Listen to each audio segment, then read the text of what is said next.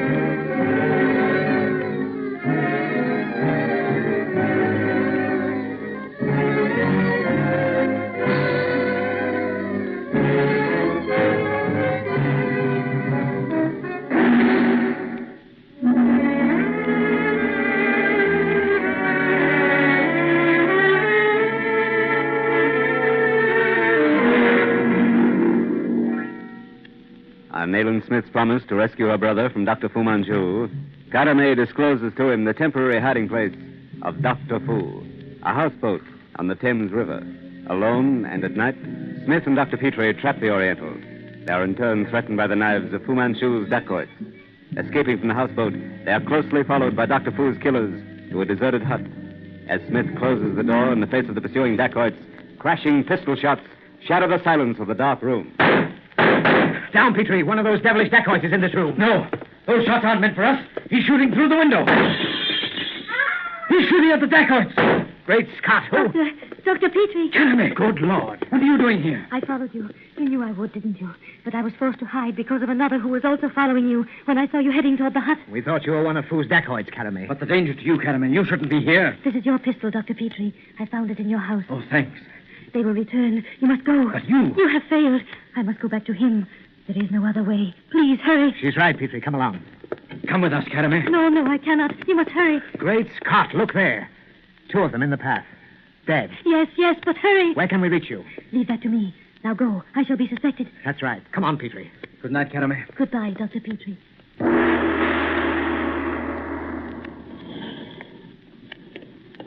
Nothing, Petrie. Absolutely nothing for the past week. I've covered every dive and den in London since the police found that houseboat deserted, and as usual, I'm facing a blank wall. Well, perhaps he's left London, even England. Oh, not Fu Manchu. He came here for a purpose. Until he's accomplished that purpose, he'll not leave. No, Petrie, he's in London. Under our very noses, probably, but where? You must have some idea what you're after, Nayland. Else why are we disguised as Muslims? Where are we going? I'm trying one last place that I've been to several times before. A combined Sarai and meeting place for Orientals. I don't know why I keep going there. Sort of hunch, I suppose. It's just around the corner here from Leicester Square. Good. I feel a bit fidgety in this outfit. Well, here's the place. Now, whatever you see or hear, show no surprise. Remember, you're an Oriental. Right, old chap. Lead on.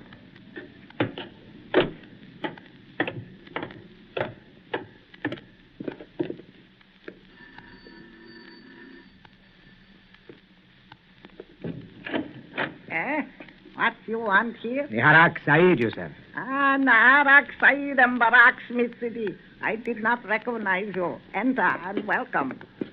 The house of Yusuf is honored by your presence, Sidi. You have many guests tonight, Yusuf?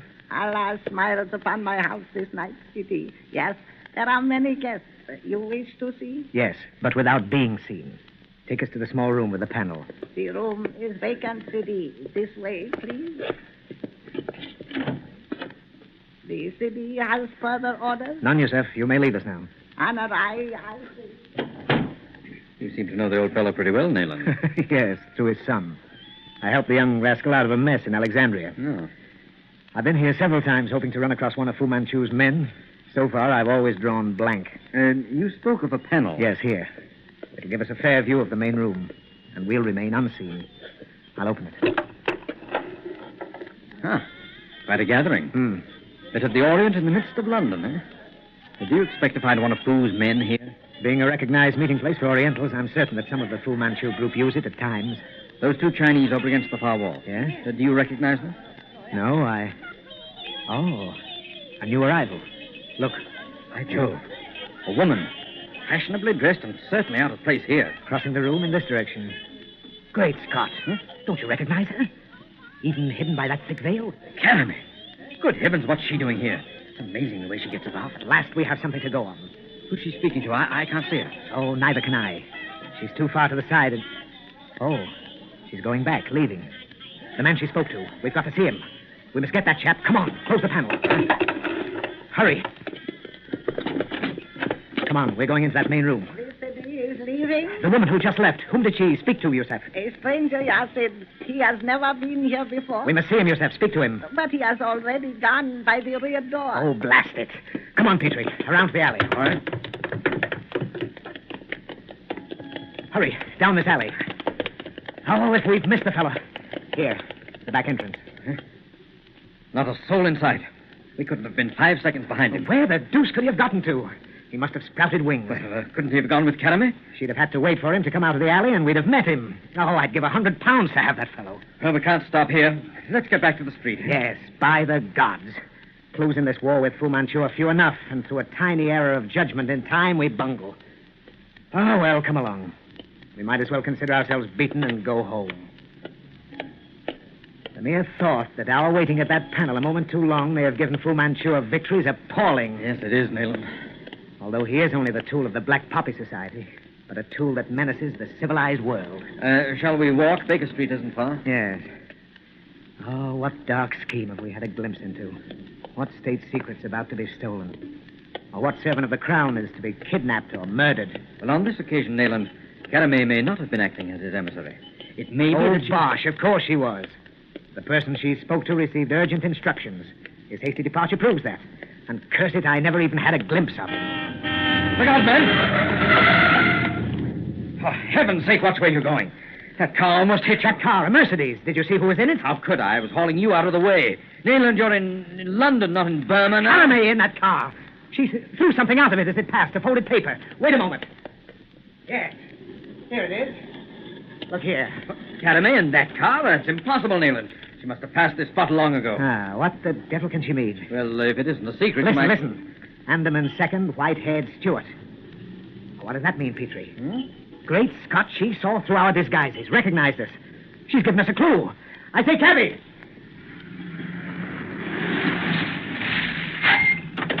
Baker Street, number 15. Righto, sir.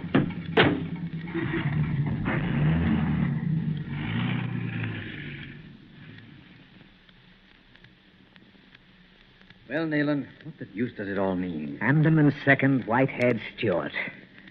Oh, hang it all, Petrie. It could mean anything. Well, it's beyond me. Ever since we reached home last night, Andaman second has been dancing through my brain like a mocking phantom. I can think of no one of any consequence in London at the moment that Fu Manchu would make an attempt upon. Excepting ourselves. I said no one of any consequence, old chap. Uh-huh. But you're right. I'll get it. Hello?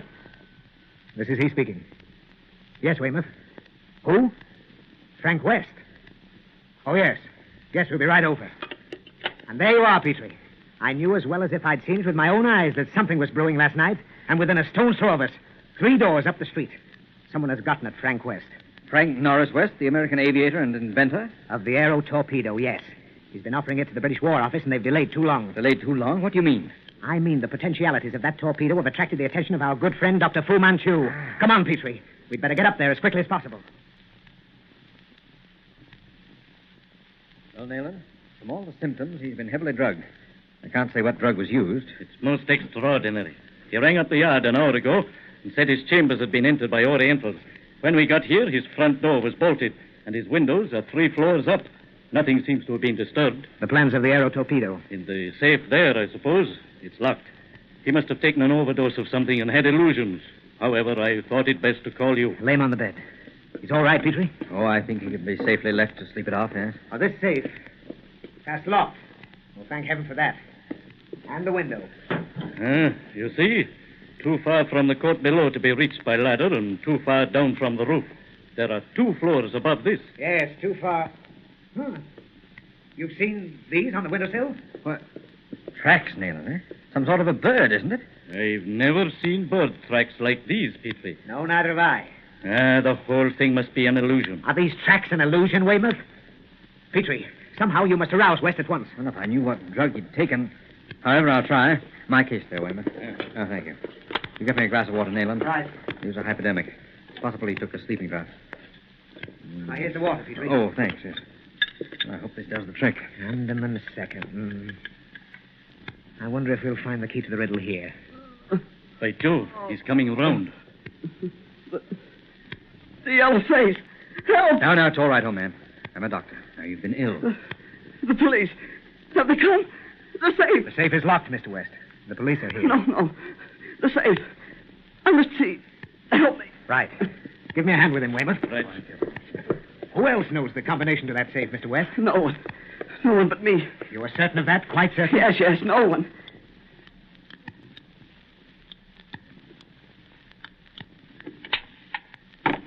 Here. In this drawer. My plans. The plans are gone.